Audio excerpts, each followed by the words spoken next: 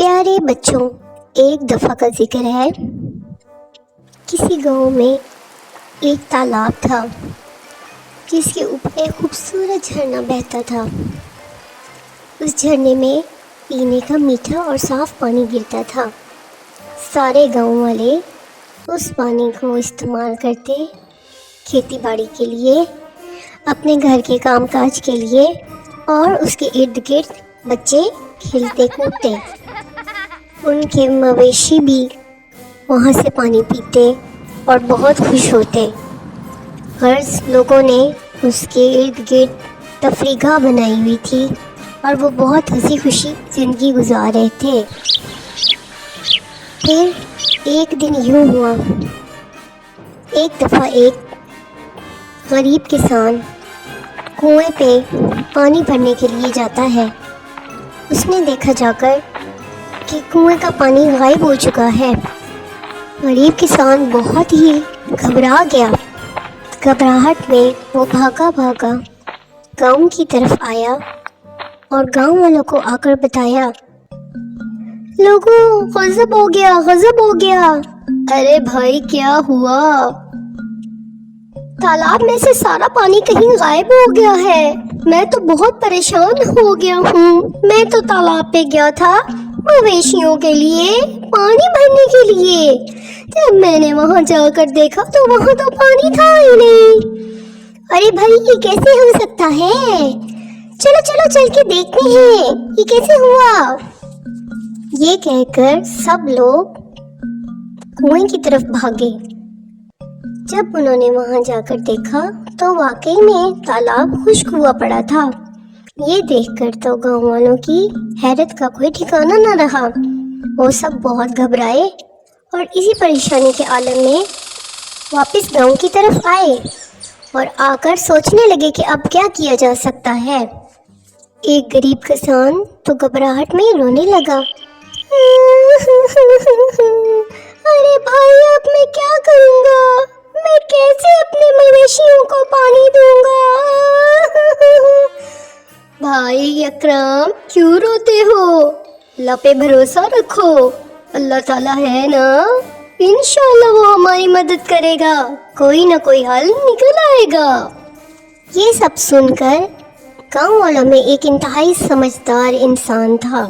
اس نے ان سب کو مشورہ دیا کہ کیوں نہ اس گاؤں کے سب سے بزرگ بندے کے پاس جا کر اس مسئلے کا حل پوچھا جائے کہ آخر یہ کیا ماجرا ہے۔ یہ سب سوچ کر وہ سبھی گاؤں والے اس بزرگ آدمی کے پاس پہنچے۔ بزرگ آدمی کے پاس جا کر، جن کا نام حاجی صاحب تھا، سب نے جا کر ان کو اپنا مسئلہ بتایا۔ سبھی گاؤں والوں کی بات سننے کے بعد حاجی صاحب بولے کہ سب سے پہلے تو ہمیں یہ پتہ کرنا ہوگا کہ کنویں کا پانی جاتا کہاں ہے۔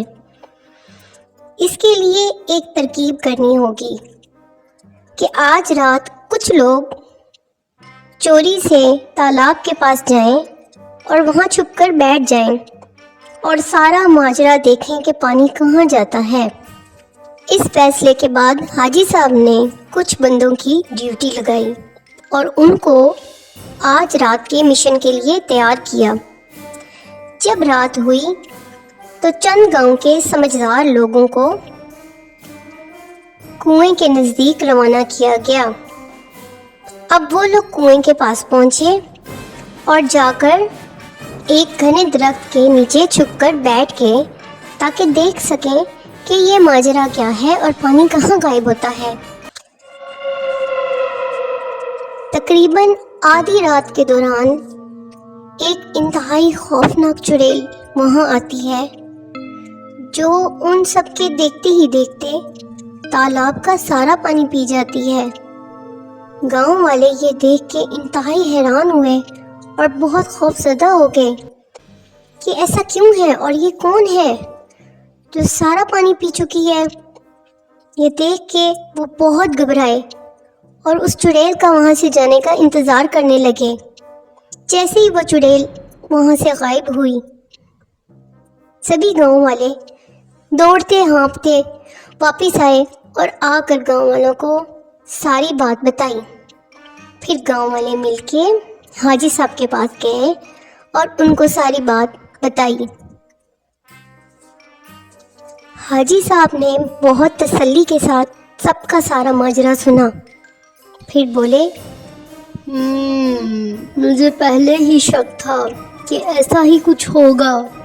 میں نے اس چڑیل کے بارے میں اپنے بچپن میں بہت سنا تھا، مگر گھبرانے کی ضرورت نہیں ہے، میرے پاس اس کا بہت ہی اچھا حل موجود ہے، پریشان نہ ہو گاؤں والوں۔ یہ کہہ کر حاجی صاحب نے گاؤں کے ایک سب سے سمجھدار انسان کو، جس کا نام آفتاب تھا، انہوں نے اس کو ایک موتی دیا، سنہرے رنگ کا موتی جو دکھنے میں بہت خوبصورت اور چمکدار تھا۔ آفتاب حیرت سے اس موتی کو دیکھنے لگا۔ پھر حاجی صاحب نے اس کو حکم دیا کہ اس موتی کو آج رات لے جا کر اس تالاب میں پھینک دینا، پھر تم لوگوں کو خود پتہ چل جائے گا کہ اس کے بعد کیا ہوتا ہے۔ موتی لے کر آفتاب وہاں سے روانہ ہوا اور حاجی صاحب کا بہت شکریہ ادا کیا۔ آفتاب نے رات ہوتے ہی چند گاؤں والوں کو ساتھ لیا اور تالاب کی طرف روانہ ہو گیا۔ جب وہ تالاب کے پاس پہنچے تو آفتاب نے حاجی صاحب کے کہنے کے مطابق اس موتی کو دریا کے بالکل بیچوں بیچ پھینک دیا۔ اس موتی کو تالاب میں پھینکنے کی دیر تھی کہ تالاب کا سارا پانی سنہرا ہو گیا۔ پھر تھوڑی دیر کے بعد دیکھتے ہی دیکھتے اس تالاب کے پانی کی رنگت واپس اپنے رنگ میں آ گئی، یعنی کہ پانی نیلا ہو گیا۔ اب وہ سارے ایک درخت کے نیچے چھپ کر بیٹھ گئے، چڑیل کے انتظار میں۔ تقریباً آدھی رات کے بعد جب چڑیل واپس آئی تو اس نے وہی عمل دہرایا۔ اس نے آ کر پہلے کوئی جادوئی منتر پڑھا اور منتر پڑھنے کے بعد اس نے تالاب کا سارا پانی پی لیا۔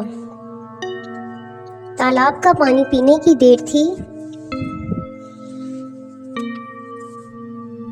چڑیل کے سارے جسم میں آگ لگنی شروع ہو گئی۔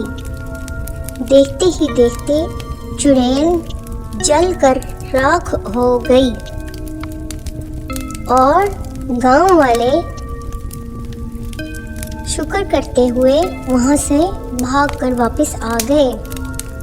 آفتاب جس کی ڈیوٹی حاجی صاحب نے لگائی تھی، اس نے آ کر سارا ماجرا ان بزرگوں کو بتایا تو ان بزرگوں نے کہا کہ آپ سب لوگ شکر ادا کریں، اب آپ لوگوں کو گھبرانے کی ضرورت نہیں ہے، ہم سب نے اس چڑیل سے ہمیشہ کے لیے چھٹکارا پا لیا ہے۔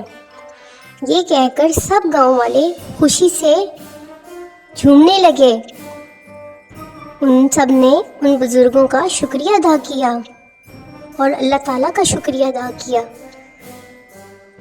اگلے دن سے سبھی لوگ واپس اپنے معمول پر آ گئے۔